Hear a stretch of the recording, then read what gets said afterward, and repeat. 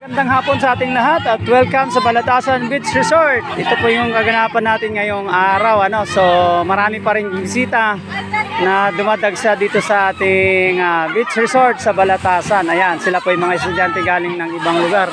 At sila ay dumayo para mag-rides lamang dito sa Balatasan. Kaysa daw pumunta sila ng Puerto Galera at Boracay, ay dito na lang po sa Balatasan Beach Resort, Bulalakaw, Oriental, Mindoro. Ayan, shout out sa inyo mga student.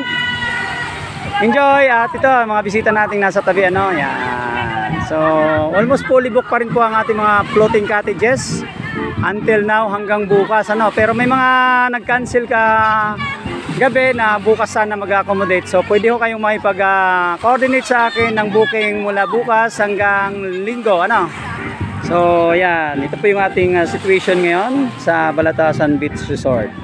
Update na lang po tayo sa araw na ito, April 21, 2025. Muli, maraming salamat at enjoy po tayong lahat. God bless.